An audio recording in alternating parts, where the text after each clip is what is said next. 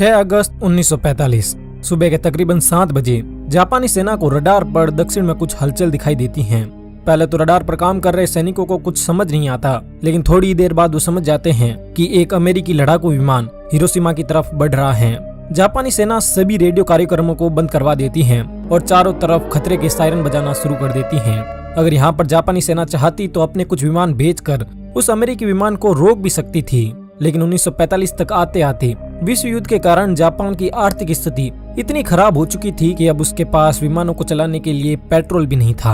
America का यह लड़ाकू विमान हिरोशिमा के आसमान में आता है, लेकिन थोड़ी ही देर बाद वापस भी चला जाता है। जापानी अथॉरिटी को लगा कि ये कोई साधारण अमेरिकी लड़ाकू विमान होगा जो हिरोशिमा की स्थिति का जायजा लेने के लिए वहाँ पर आया था। इस विमान के जाने के बाद जापानियों को लगा कि अब खतरा टल चुका है, इसलिए खतरे के सायरन बंद कर दिए जाते हैं। इस समय जापान अपने सबसे बुरे दौर से गुजर रहा था। इस वक्त द्वितीय विश्व युद्ध चल रहा था और जापान इटली और जर्मनी के साथ मिलकर मित्र राष्ट्रों के खिलाफ लड़ रहा था। जापान के दोनों साथी हार चुके थे, लेकिन जापान अब भी हार मानने को तैयार नहीं था। हालांकि इस वक्त तक आते आते जापान की हालत भी काफी खराब हो चुकी थी। जापान में खाने पीने की कमी हो चुकी थी, लोग भूख से मर रहे थे, दुकानों में राशन खत्म हो चुका था, पेट्रोल के भाव आसमान छू रहे थे। एक आम जापानी नागरिक की आर्थिक स्थिति इतनी खराब हो गई थी कि जापान की सड़कों पर अब कोई भी पर्सनल कार नहीं दिखती। सड़कों पर चारों तरफ बस पैदल चलते लोग और मिलिट्री व्हीकल ही दिखाई देते। 6 अगस्त 1945 की उस सुबह जब अमेरिका का वो लड़ाकू विमान हिरोशिमा के आसमान से वापस चला गया, तो जापानी सेना को लगा कि वो विमान युद्ध की स्थिति का जायजा लेने आया होगा। जापानी अधिकारियों का ये अनुमान सही भी था, लेकिन उन्हें नहीं पता था कि विमान युद्ध की स्थिति का नहीं बल्कि मौसम का जायजा लेने आया था। विमान जब वापस लौट जाता है तो जापानी अधिकारी चैन की सांस लेते हैं, लेकिन थोड़ी ही देर बाद सुबह के तकरीबन 8 बजे दक्षिण से एक और विमान आता है। जापानी सेना इस विमान को भी रोक सकती थी, लेकिन उन्हें लगा कि ये विमान भी पहले की तरह बस स्थिति का जायजा लेने आया होगा। पर उन्हें क्या पता था कि ये विमान उनकी मौत का फरमान लेकर आया था। जापान की तरफ बढ़ रहा ये विमान एनोला गे नाम का एक बम वर्षक विमान था। इस विमान को मेजर थॉमस फेरे भी उड़ा रहे थे।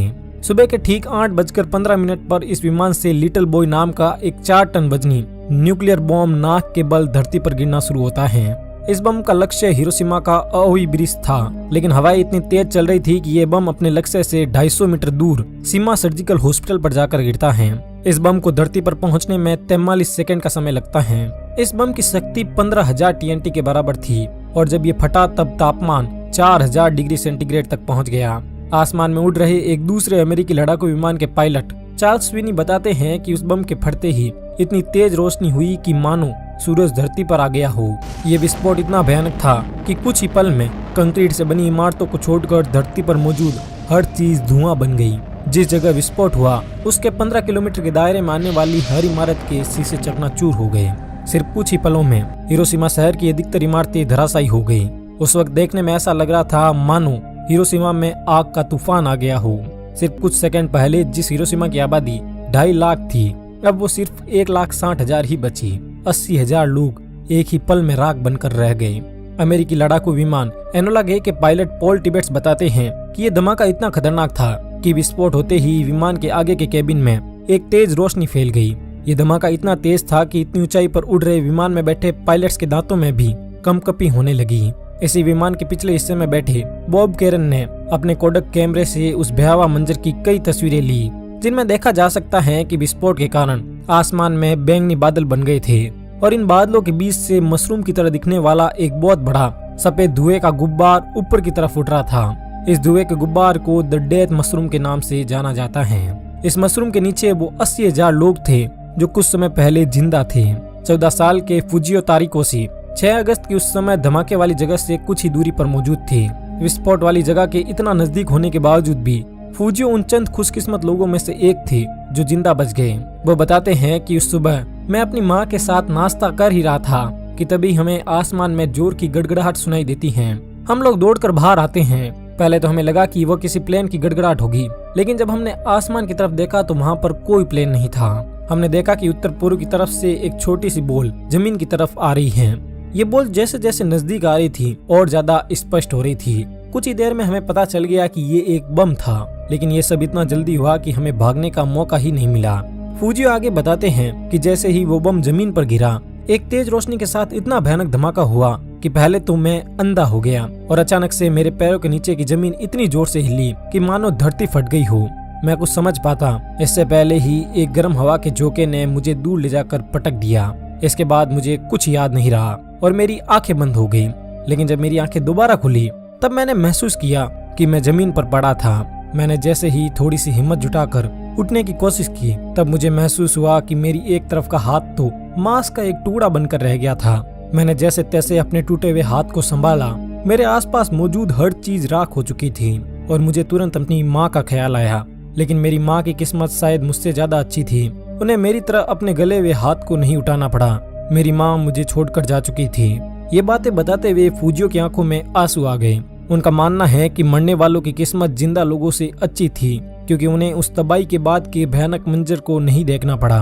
फूजियो की तरह ही एक स्कूली छात्रा जिंको क्लाइन भी उस सुबह हिरोशिमा रेलवे स्टेशन पर खड़ी थी। क्लाइन बताती हैं कि मैं और मेरे कुछ दोस्त जब स्टेशन पर खड़े थे तब अचानक एक जोरदार विस्फोट होता है। मैं तुरंत बेहोश हो जाती हूँ। लेकिन जब मेरी आंखें खुलती हैं तो मैं देखती हूँ कि मेरे आसपास कई सारे लोग मलबे के नीचे दबे हुए थे। वे लोग चीख पुकार कर रहे थे लेकिन वहाँ पर उनकी मदद करने वाला कोई नहीं था। मैं कुछ लोगों को बचाने की कोशिश भी करती हूँ लेकिन आग इतनी तेज थी कि मैं नाकाम रहती हूँ। इसके बाद मुझे अपने माता पिता की याद आती है। मैं तुरंत अपने घर की तरफ दौड़ती हूँ। रास्ते में मुझे कई मरे हुए लोग दिखाई देते हैं लेकिन उन लोगों के जख्म देखकर मेरी हालत इतनी खराब हो गई कि मैं उनकी कोई मदद नहीं कर पाई। किसी का हाथ उसके शरीर से अलग होकर लटक रहा था तो किसी के मुंह की चमड़ी पूरी तरह गल चुकी थी। जैसे तैसे करके मैं जब घर पहुंची तो मैंने देखा कि मेरी माँ बहुत ज्यादा घायल थी। मेरे पिता दूसरे शहर में रहते थे इसलिए उन्हें कुछ नहीं हुआ। इस हादसे के बाद हमने हॉस्पिटल जाने की कोशिश भी की लेकिन सभी हॉस्पिटल इतने ज्यादा भर चुके थे कि हमें इलाज के लिए कोई जगह नहीं मिली। इस घटना के कुछ दिनों बाद मेरे पूरे शरीर पर बैंगनी चकत्ते होने शुरू हो गए और मेरे सर के सारे बाल भी झड़ गए। उस हादसे में जिंदा बचे लगभग हर इंसान की हालत क्लाइन जैसी ही थी। हिरोशिमा की 1/3 आबादी को इतनी बेरहमी से मौत के घाट उतारने के बाद भी अमेरिका के राष्ट्रपति हैरी ट्रूमैन अमेरिका की सैन्य ताकत पर गर्व करते हुए बड़ी बेशर्मी से कहते हैं कि हमारे विमानों ने दुश्मन पर एक बम गिराया है जिसके कारण दुश्मन देश में भारी तबाही हुई है। ये बम 20,000 टन का था और ये अब तक के सबसे शक्तिशाली बम से भी 2000 गुना ज्यादा विध्वंसक है। ब्रह्मांड की शक्ति वाले इस बम ने हमारी हथियारों की श्रृंखला में क्रांतिकारी परिवर्तन किया है। ट्रूमैन आगे कहते हैं कि हम इससे भी खतरनाक हथियार बनाने पर काम कर रहे हैं। अमेरिकी राष्ट्रपति के इस बयान से अब आप अंदाजा लगा सकते हैं कि अमेरिका को इतने निर्दोष लोगों की जान जाने के बाद भी इस हमले का कोई अफसोस नहीं हुआ। हिरोशिमा में जब ये विस्फोट हुआ तब जापानी नौसेना का एक सैनिक भी वहाँ पर मौजूद था। वह सैनिक अपने दर्द को बयां करते हुए बताता है कि जब धमाका हुआ तब उसके साथ इतनी तेज रोशनी निकली कि मैं अंधा हो गया। इसके तुरंत बाद हवा की गर्म झोंके ने मुझे 1 मीटर तक ऊपर उठाया और फिर नीचे पटक दिया। मैं किसी तरह अपने घुटनों के बल खड़े होने की कोशिश भी कर रहा था कि तभी हवा का एक और झोंका आता है और मुझे एक बार फिर से नीचे पटक देता है। थोड़ी देर बाद जब मेरी आंखें खुली तो मैंने देखा कि मेरे शरीर के बाएं तरफ का हिस्सा पूरी तरह गल चुका था। थोड़ी दूरी पर मुझे एक पेड़ दिखा जो धमाके के कारण पूरी तरह सूख गया था। मेरा गला बिल्कुल सूखा हुआ था और मेरे शरीर में जान नहीं थी। मैंने अपनी पूरी हिम्मत एक साथ बटोरी और खड़े होने की कोशिश की लेकिन मैं खड़ा नहीं हो पा रहा था। फिर मैं किसी तरह उस पेड़ के तने तक पहुंचा। मेरे सामने एक बच्चा पानी के लिए तड़प रहा था लेकिन मेरे पास पानी नहीं था। कुछ ही देर में उस बच्चे ने मेरे सामने ही तड़पते तड़पते अपना दम तोड़ दिया। इस धमाके के बाद जो लोग जिंदा बचे वे अपनी जान बचाने के लिए सड़क से इधर उधर भागने लगे। सड़क पर चल रहे लोग ऐसे लग रहे थे मानो मुर्दे जिंदा हो गए हो। इनके मुंह से झाग भरा खून निकल रहा था और इनके पूरे शरीर पर चमड़ी और मांस इस तरह लटक रहा था कि मानो इन्हें हल्का सा छूने पर भी इनका मांस हमारे हाथ में आ जाएगा। ये सभी तड़पते हुए लोग पानी के लिए चीख रहे थे पर इन्हें पानी भी नसीब नहीं हुआ। हालांकि इस विस्फोट के बाद सुबह के 11 बजे बरसात भी होती है लेकिन ये बरसात पानी की बरसात नहीं थी बल्कि ये विस्फोट के कारण उत्पन्न हुए रेडियो एक्टिव पदार्थों की बरसात थी। इस बरसात में जो पानी बरस रहा था वो ग्रीस की तरह काला था। उस वक्त वहाँ पर मौजूद जो भी इंसान इस बरसात के संपर्क में आया उसे स्किन कैंसर जैसी जानलेवा बीमारियां हुई। कई आंकड़ों के मुताबिक उस वक्त विस्फोट के तुरंत बाद 80,000 लोगों की जान गई लेकिन विस्फोट के कारण जो प्रभाव उत्पन्न हुए उनके कारण 60,000 लोग और मारे गए। इसी धमाके में घायल हुए यामागुची बताते हैं कि जब उन्हें होश आया तो उनके सामने कई सारे लोग तड़प तड़प कर मर रहे थे। उन्हें लगा कि वे भी मारे जाएंगे लेकिन तभी 2 लड़के जो इस धमाके से सुरक्षित बच गए थे उनके पास आते हैं और उन्हें पास ही के एक क्लिनिक लेकर जाते हैं। यामागुची बताते हैं कि जैसे ही वे क्लिनिक पहुंचे तो उन्होंने देखा कि क्लिनिक के फर्श पर चारों तरफ जली हुई लाशें ही लाशें पड़ी थी। उस क्लिनिक के कुछ एक आध डॉक्टर जो सही सलामत थे वे लोगों की मरहम पट्टी कर रहे थे। वहाँ पर इलाज कर रहे कुछ लोगों का मुंह बुरी तरह जला हुआ था तो कुछ के हाथ पैर। लोगों के शरीर से सफेद सफेद रस्सी और खून निकल रहा था। लोग इतने भयानक तरीके से जख्मी थे कि उन्हें देखा भी नहीं जा सकता था। अमेरिका के हमले के सामने पूरे हिरोशिमा और जापान ने दम तोड़ दिया, लेकिन अमेरिका के नापाक मंसूबे अब भी पूरे नहीं हुए थे।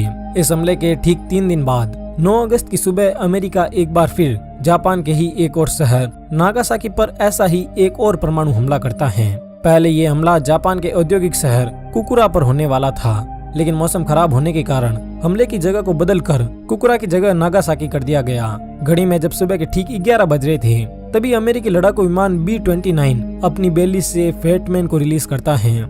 4500 किलो वजन वाला ये बम हिरोशिमा पर गिराए गए लिटिल बॉय के बराबर ही ताकतवर था। 52 सेकंड तक हवा में गिरते रहने के बाद जमीन से 500 फीट की ऊंचाई पर यह बम फटता है। शहर से बाहर काम करने वाले कुछ मजदूर बताते हैं कि जब बम फटा तो पहले तो उन्हें कुछ समझ नहीं आया, लेकिन बाद में उन्होंने देखा कि चारों तरफ लाशें ही लाशें थी। उनमें से कुछ बताते हैं कि हमने पहले कभी परमाणु बम के बारे में नहीं सुना था, इसलिए हमें कुछ समझ नहीं आ रहा था।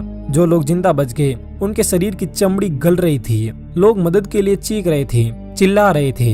जिस जगह विस्फोट हुआ उसके 1 किलोमीटर के दायरे में हर चीज या तो धुआं बन गई या राख बन गई।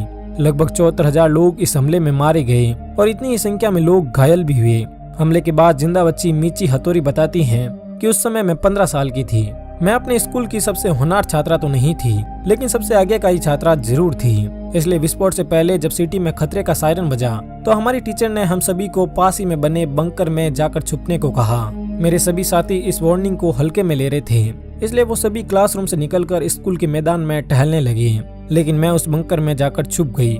कुछ ही देर में एक बहुत ही तेज आवाज के साथ एक भयानक विस्फोट होता है। मेरे जो दोस्त मेरे सामने बंकर के बाहर खड़े थे वे अचानक गायब हो गए। धमाके के कारण निकलने वाली रोशनी से मैं कुछ समय के लिए अंधी हो गई। अचानक बंकर में एक इतना तेज गर्म हवा का झोंका आया कि मैं एक जोरदार झटके के साथ दीवार से टकरा गई। कुछ ही देर बाद जब मेरी आंखें खुली और मैं बाहर निकली तो मेरे सामने मेरे दोस्तों की लाशें पड़ी थी। मैं उन्हें पहचान भी नहीं पा रही थी। उस वक्त तक लोगों ने परमाणु बम का नाम भी नहीं सुना था, इसलिए उन्हें लगा कि आसमान में सूरज फट गया। नागासाकी पर हुए हमले के बाद अमेरिकी राष्ट्रपति हैरी ट्रूमैन ने एक बार फिर अपने देश को संबोधित किया। इस संबोधन में वो कहते हैं कि अगर जापान ने अब भी हार नहीं मानी तो वो और हमले करेंगे, जैसे जापान के हजारों आम नागरिक मारे जाएंगे। इसलिए जापान के लिए बेहतर यही है कि वो आत्मसमर्पण कर दे। हिरोशिमा और नागासाकी पर हुए परमाणु हमले और 8 अगस्त को सोवियत यूनियन ने भी जब जापान के खिलाफ मोर्चा खोल दिया तो जापान ने हार मानकर 6 दिन के बाद आत्मसमर्पण कर दिया और इसी के साथ द्वितीय विश्व युद्ध भी समाप्त हो गया।